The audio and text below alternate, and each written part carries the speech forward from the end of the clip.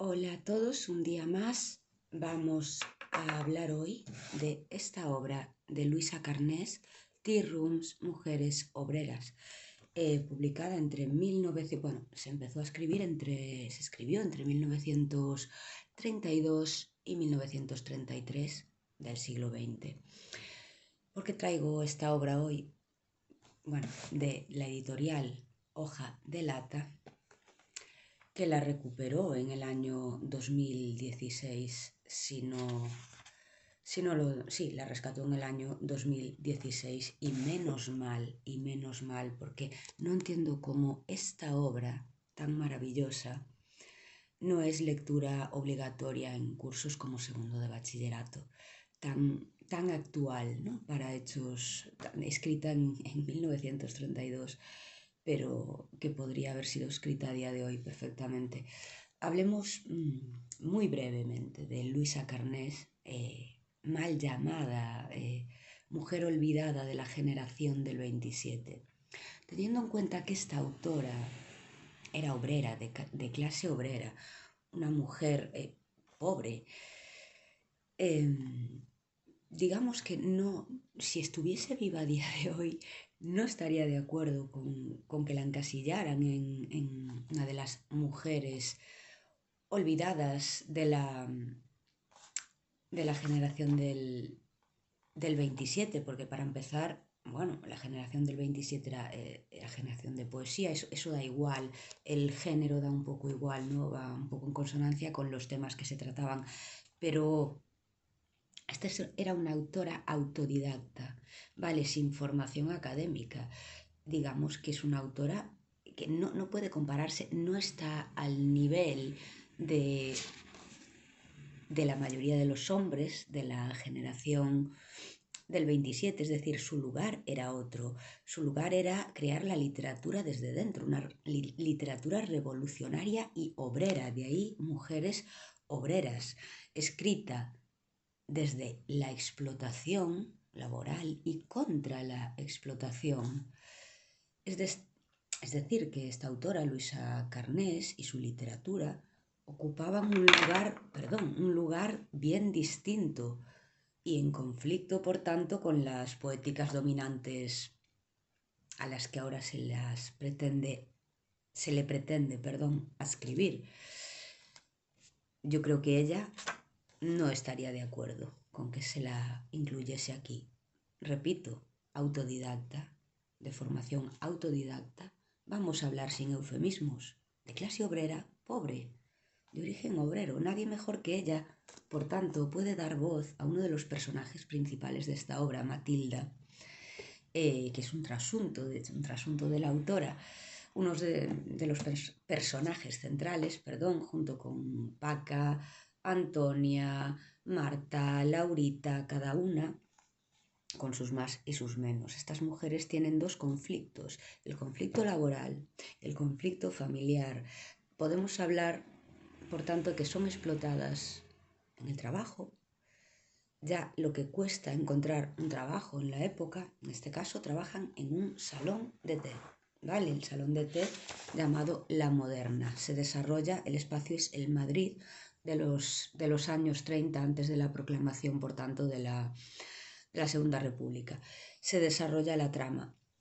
Madrid, años 30, unas mujeres que trabajan en un salón de té llamado La Moderna, en el que ven pues absolutamente de todo, desde los señoritos que van a recoger sus bollos, sus pasteles, a tomar el té, hasta se ve los piquetes, los sindicatos, las huelgas, pues pidiendo, proclamando un salario digno, unas condiciones dignas de trabajo, y la mujer, digamos que en ese entorno estaba muy alejada de todo esto. La mayoría de personajes que vemos aquí son personajes femeninos. Hay un contexto de desigualdad social enorme, porque vemos que la mayoría de las mujeres, para lo que estaba en esa época, lo que se pretendía es que o se casasen y viviesen para el marido. De ahí la doble explotación, trabajo, casa. Doble cárcel, doble encierro, trabajo, cárcel mal pagadas, creo que estaba diciendo, obtener un marido, casarse o si no, ejercer la prostitución. Algunos pasajes que tengo subrayados en esta obra hablan de ello. Bueno, describen un poco esa situación de alguna mujer que, harta de la situación que tenía en casa y de ser explotada en el trabajo y de no tener por dónde salir, pues la vía fácil, digamos, que no es sencillo ni fácil, pues es esa, como dicen aquí, de echarse a la mala vida. Echarse a la mala vida, vivir con un hombre hasta que ese hombre se harte de ti y te mande a tomar por saco. Es decir, que nunca tendrás un lugar. En tu casa eres machacada, en el trabajo eres explotada. O te resignas, que es lo que ocurría con muchas. Tenemos el ejemplo de uno de los personajes, Paca, la beata, pues en este caso se evadía en la religión. Otra, Laurita, la sobrina del encargado del ogro, que digamos tenía una vida más holgada, más fácil, no provenía de una familia tan pobre, digamos, pero en los estudios era una chica que tampoco le gustaba mucho estudiar, pero estaba estudiando la carrera de magisterio. Pero la chavala no se implicaba demasiado, entonces decide ver cómo funciona el trabajo en un salón de té y su tío pues la pone en las mismas condiciones que las demás empleadas. Ejerce perfectamente su labor, ejerce bien su trabajo. ¿Qué pasa? Aquí tenemos otro tema, el amor romántico. Esta chica estaba acostumbrada a leer literatura romántica, novelas románticas. Otro tema en el que había que educar a la mujer, ¿no? La mujer tenía que encontrar un marido para pues, pertenecer a algún lado, o para ello leía novelas románticas, imaginándose que iba a encontrar a su príncipe azul. De Laurita no puedo contar nada más, porque si no os destriparía una parte importante de la novela, pero sí que hay alguna compañera de las veteranas del salón de té que la advierte y le dice, cuidado con estos, cuidado con algunos, eres una chica joven, yo estoy curtida, sé de lo que me hablo, estoy soltera por algo, ten cuidado. No digo más. Es una novela de mujeres que están acostumbradas y resignadas ya, por ende, acostumbradas a callar, no les queda más remedio, a callar ante un jefe, a callar ante una encargada, a callar ante un marido, a callar ante una familia, a callar, hasta que dejan de hacerlo. Os leeré algún pasaje dentro de un rato. También es una novela de denuncia, una novela social, por supuesto, denuncia, donde la autora plasma la realidad social de la mujer obrera de la época que también podría trasladarse a la época actual, donde los salarios pues, son los que son, las condiciones son las que son, e incluso acceder a un puesto de trabajo no estaba fácil. Para que te contratasen tenías que tener unas referencias, tenías que ser conocida, etc. Matilde, es, digamos, el trasunto de la autora, es una mujer joven y pobre, vamos a decirlo así, pobre, porque así es como lo describe Luisa Carnés, pobre, que logra un puesto de trabajo en un salón de té, al igual que había hecho en su día Luisa Carnés. A través de sus vivencias y las vivencias, bueno, sus vivencias y las de sus compañeras, se nos ofrece una visión muy realista y muy cruda del mundo obrero desde el punto de vista femenino. Es decir, penurias, hambre, dificultad para encontrar trabajo, protestas colectivas, desigualdad entre hombres y mujeres. Todo esto antes de estallar la Guerra Civil Española. El contexto de desigualdad social es importante. Apenas se habla de los hombres, pero mencionemos a uno de ellos, a Facchiello, un italiano camarero, uno que trabaja, bueno, encargado también de traer provisiones, camarero, trabaja en el salón de té y su hijo está preso en Italia. Dice está de nuevo preso, pero dice que todo saldrá bien, que esta vez, ¿por qué? Por revolucionario, por comunista. Está preocupado el padre, defiende sus actos, lo comprende, se preocupa por él, está condenado por protestar por un salario digno, por unas condiciones de trabajo digno, porque los ricos no humillen de esa manera a los pobres, porque los pobres tengan más facilidades para acceder a un puesto de trabajo, se los trate mejor, unas condiciones más dignas. Entonces, el contraste entre Fakielu, un trabajador, y el ogro, digamos, el encargado del salón de té al que todos temen. Simplemente su presencia hace que todos se pongan firmes, ¿no? Que no deja de ser otro trabajador, pero es eso, el jefe, el jefazo. Estos jefes que, bueno, jefe de una cafetería, el jefe de un taller, el jefe de un trabajo manual, pero al que todos temen, ¿no? Una persona aparentemente sin preparación, pero tiene un cargo, manda, tiene el poder. Entonces, le gusta ser temido, le gusta que todos le tengan, no respeto, miedo incluso. Hay un rechazo al amor romántico, ya lo mencionaba antes, por parte de las mujeres veteranas y en favor de Laurita, que al final esta creencia en el príncipe azul, en un amor romántico, no la llevará a buen puerto. Voy a leer algún pasaje que tengo marcado, que me inspiró bastante, que me llamó bastante la atención. Habría que anotar muchas cosas, muchas. Ahí dentro, en una habitación reducida de paredes azuladas, queda el cuerpo exangüe de Laurita, envuelto en una sábana. Menudo destripamiento, ¿no? Justamente la abro por la página que no quería. Ayer tarde estaba en el salón de té, se movía de un lado para otro, sonreía llena de vida, hablaba y ahora está inmóvil, marcado el rostro por una trágica amarillez, perdida hasta la última gota de su sangre juvenil. Bueno, creo que os hice aquí un destripe importante, pero no os voy a decir el porqué. Las apariencias, fijaos.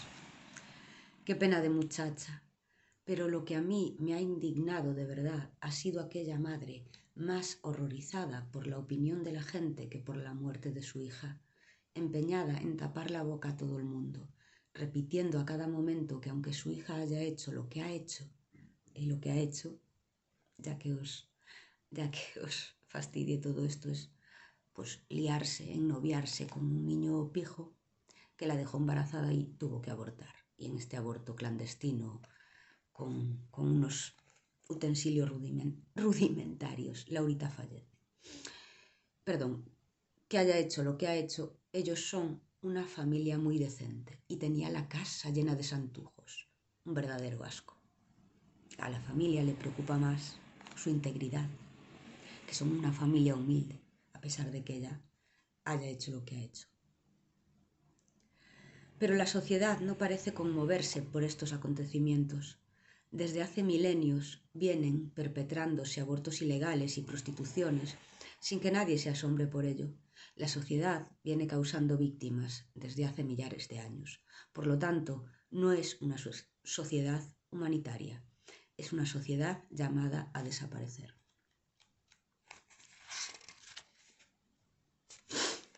Vamos a por otra. Que haya marcado. Todo destacable aquí. Ni siquiera recuerda que lo tuvo alguna vez. Antonia parece no apercibirse de los hurtos y en caso de que alguna vez fallara la cuenta del día, es bien fácil justificar la desaparición de una peseta.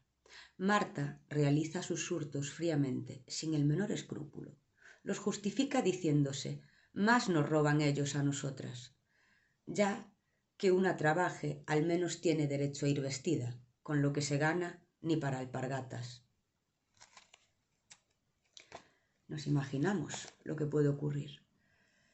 Si no la causa que lo ha motivado.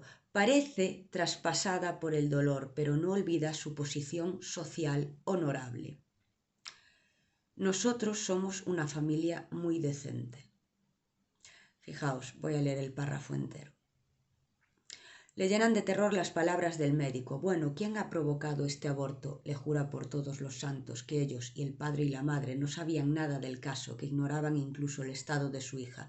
Bueno, pero ella habrá confesado quién la hizo abortar. Sí, señor, pero ya que vamos a adelantar con denunciar a nadie, no la vamos a traer al mundo. Pero esto no puede quedar así. No se trata ya de este caso concreto, sino de los crímenes que esa persona pueda cometer en lo sucesivo. Se refiere al chico con el que se ennovió Laurita. Bueno, pero nosotros no tendremos que intervenir, ¿verdad, doctor? Verse una en esos trotes, nosotros somos una familia muy decente. Ha pasado el tiempo en que se consideraban ridículas y hombrunas a las mujeres que se preocupaban de la vida social y política del mundo. Antes creíamos que la mujer solo servía para zurcir calcetines al marido y para rezar. Ahora sabemos que los lloros y los rezos no sirven para nada. Este pasaje me pareció fantástico. Las lágrimas nos levantan dolor de cabeza y la religión nos embrutece, nos hace supersticiosas e ignorantes. Creíamos también que nuestra única misión en la vida era la caza del marido y desde chicas no se nos preparaba para otra cosa. Aunque no supiéramos leer, no importaba. Con que supiéramos acicalarnos era bastante. Hoy sabemos que las mujeres valen más que para remendar ropa vieja, para la cama y para los golpes de pecho. La mujer vale tanto como el hombre para la vida política y social. Lo sabemos porque muchas hermanas nuestras han sufrido persecuciones y destierros. Quiero decir con esto que, ya que los hombres luchan por una emancipación que a todos nos alcanzará por igual, justo es que les ayudemos, justo es que nos labremos nuestro propio destino. Antes no había más que dos caminos para la mujer, el del matrimonio o el de la prostitución. Ahora, ante la mujer se abre un nuevo camino, más ancho, más noble. Ese camino nuevo de que os hablo, dentro del hambre y del caos actuales, es la lucha consciente por la emancipación proletaria mundial. La mujer se exalta. La mujer en una manifestación. Sus compañeros la aplauden. Callaros, no nos vayan a echar de aquí. Enseguida termino. Yo os digo que en estos momentos terribles porque atravesamos los obreros, es un crimen tener hijos. Es un crimen lanzar nuevos seres inocentes al arroyo y al hambre. Pero aún hay algo peor, y ese algo peor es la guerra. Esa es la gran tarea que nos atañe principalmente a las mujeres. Acabar con la guerra. ¿Con qué guerra? Fijaos, traer hijos a este mundo actualmente es un lujo, ¿no? Tener un hijo. Si no tienes nadie que te ayude, ya no digamos un marido o un respaldo económico. Dicen que está muy cerca. Ya en un país del mundo los obreros no pasan hambre. También tú dices que en todos los países cierran las fábricas y las minas. En todos menos en ese. En ese país, en vez de cerrarlas, cada día abren nuevas fábricas e inauguran nuevas industrias. Y las mujeres no andan meses y meses de un lado para otro con un periódico debajo del brazo buscando un mísero mendrugo, ni los niños se mueren de hambre y frío en las calles. Rusia se llama ese país. Atentos. Es que tengo tantas cosas subrayadas, tantas cosas anotadas, que es imposible no... Y tantas que me tuve que dejar. Es imposible no anotar. No, señor, no es cierto. Lo cierto es que el público que salía de un cine, de asistir al estreno de una película soviética, ha dado gritos subversivos. Nada de gritos subversivos, no se ha hecho otra cosa que dar un viva Rusia y comenzar a entonar la Internacional. ¿Le parece a usted poco? ¿Cómo? ¿Encuentra usted algo delictivo en ello? Hombre, la Internacional es un himno legal, el himno comunista revolucionario, el himno bolchevique. La Internacional no es un himno exclusivo de un solo partido, es el himno revolucionario de todos los proletarios del mundo, de todas las ideologías. Esta era otra de las de las causas por las que podían detener a alguien en esta sociedad. Bueno, podría contar muchísimo más, pero quizá lo más importante es el punto de vista desde el que Luisa Carnés escribió esta obra tan realista, tan social, esta novela tan revolucionaria y sobre todo siendo ella, lo más importante, siendo ella una mujer, una autora autodidacta, de familia obrera, que tuvo que trabajar, que sabe lo que es trabajar. Ahí eran de izquierdas, de verdad, no esta gente de izquierdas que se da golpes en el pecho diciendo que es de izquierdas y después prueba los vinos en un restaurante y dice que ese vino no está del todo bien, a ver si le pueden poner otra copita de vino, o que lleva a sus hijos a colegios privados y concertados. Me voy a callar, porque la izquierda, como dicen algunos, la izquierda caviar. Esta gente era de izquierdas, Miguel Hernández, comunistas. Esta era la izquierda que a mí me puede representar o a mucha gente de izquierdas la puede representar. A día de hoy solo hay siglas, solo es izquierda-derecha, pero no hay acción, hay siglas, sin más. No hay decisión ni acción y las siglas solo son unas letritas, no son unos actos. Para los que realmente consideréis que una revolución es posible y una lucha es posible y que se puede llegar a algún lado, o si no, vivir en un mundo real, saber lo que es la clase obrera desde dentro, saber lo que es ser pobre y sobrevivir siendo pobre, os recomiendo esta maravilla de Luisa Carnés, la que llaman la gran olvidada de la generación del 27, y como digo yo, no me encaja mucho en ese grupo porque eso, ella no pertenecía a ese mundo, como dije antes. Ocupaba un lugar bien distinto, bien distinto. Luisa Carnés es una revolucionaria y una obrera. Es que escribe desde la explotación y contra la explotación. Ahora vosotros decidid si es una gran olvidada de la generación del 27. Esto de etiquetarlo todo tampoco me parece a mí muy útil. Simplemente es una autora independiente, una autora autodidacta, obrera y revolucionaria. Os lo recomiendo encarecidísimamente. Está tardando en convertirse en lectura obligatoria. Espero opiniones. Un abrazo.